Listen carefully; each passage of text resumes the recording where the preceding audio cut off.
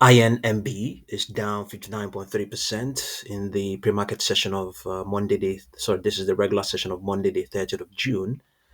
Yeah, you may have heard it's a phase 2 clinical trial of XPro, an experimental therapy targeting inflammation in early Alzheimer's disease, did not meet its primary endpoint.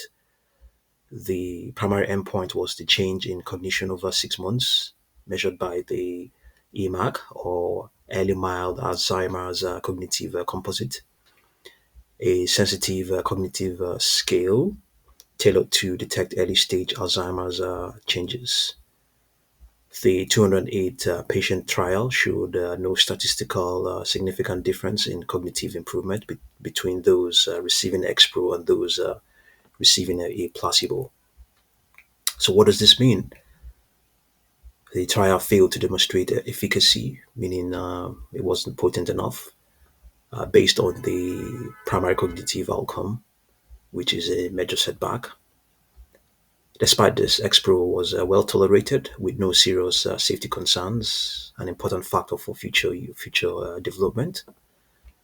The failure of on the EMAC scale raises questions about whether the drug's mechanism is impactful on cognition in this patient population, or whether the trial duration, biomarker selection, or sensitivity of the endpoint was appropriate. Scientific strategic context. XPro targets neuroinflammation, a process increasingly recognized as a contributor to Alzheimer's progression.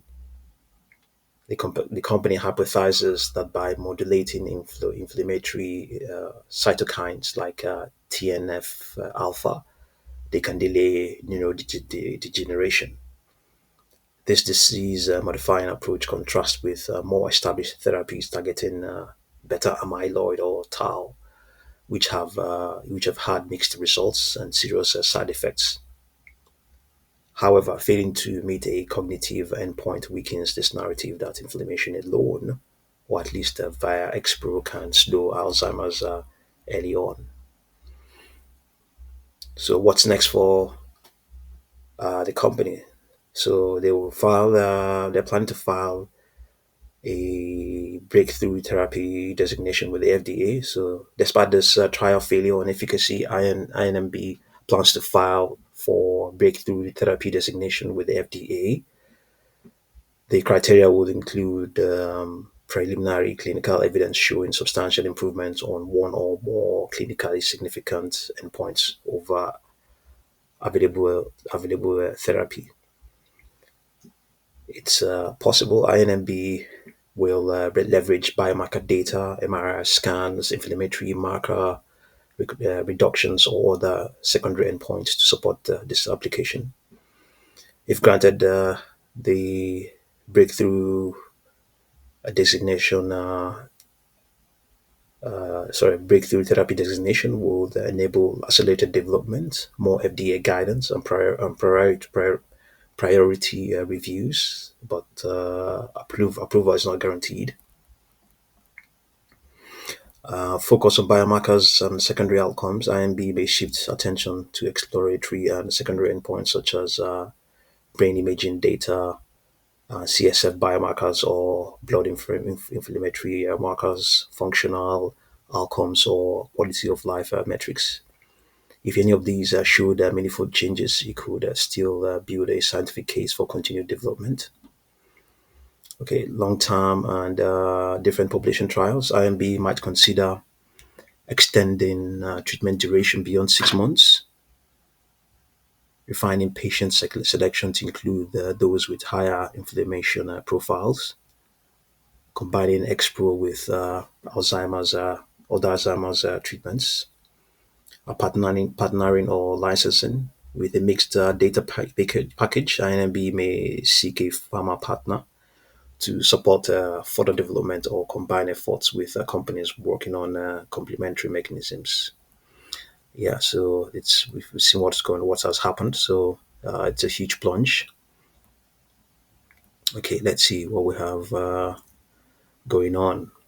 So final take. while missing the primary endpoint is a critical blow. The safety data and the potential biomarker findings of INMB offer a narrow path forward. Okay, so success now hinges on the strength of secondary data, the FDA's receptiveness to a breakthrough therapy designation filing, the company's ability to clearly communicate a revised development strategy, potentially targeting niche inflammation related neurodegenerative markets, or positioning XPro as a combination therapy. Yeah, so yeah, that's what's going on. The stock is down 50, what, 50, 59, roughly 59%. Has it recovered? Yeah, printed an intraday low of 1.92, has recovered somewhat. Yeah, okay. We have the on this 4 hour chart, the algos are projecting that we will see a recovery in a few hours. Yeah, we'll see a recovery in a few hours. This is what's being projected. Yeah, by midday in this trading session, that is today the 30th, recovery is projected to set in and remain in place up till Monday the 7th of July. No guarantee that that will be the case. We have 7.18 upper projection. No guarantee that that will happen as well. The 10 period moving average is in a severe bearish trend. Okay, let's have a look at its daily chart. It's active at the moment. Okay, on the daily chart, in contrast to what we have on the 4 hour chart, lower prices are expected to remain in place up till Wednesday, the 2nd of July, and may attempt to rebound by Monday, the 7th of July, but it will, and after that, a further decline may occur. Okay, these are just extrapolations, no guarantee that that will be the case. 6.36 upper projection. So let's return to the 3 hour chart and see. So we've seen $7, $6 or thereabout upper projections. On the 3 hour chart, yes, a swift rebound is expected to kick in anytime soon and expected to remain bullish up till Thursday, the 3rd of July. We have upper projections 11.14. Let's look at the 2 hour chart. And the 2 hour chart as well, swift rebound as well. Upper projection 11.95.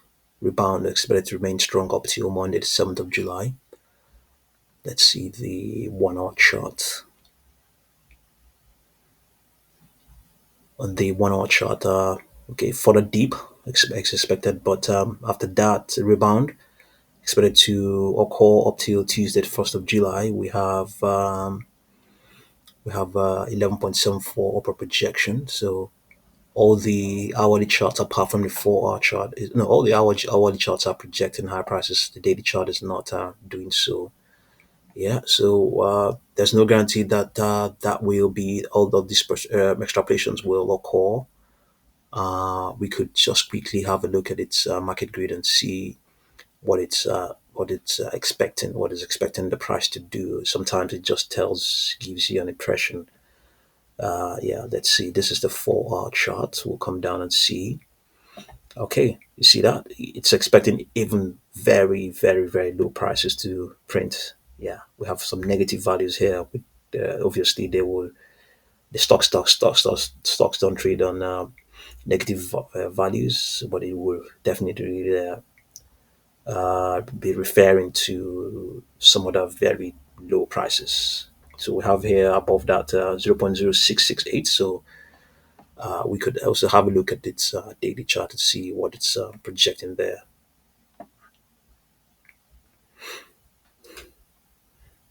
So it's good to balance the projection of a rebound and then what the market grid is expecting.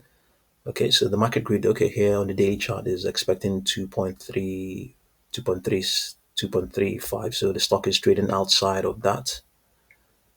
No, okay. So it's trading outside of that, yeah. So on the daily chart, it's expecting a possible rebound to occur.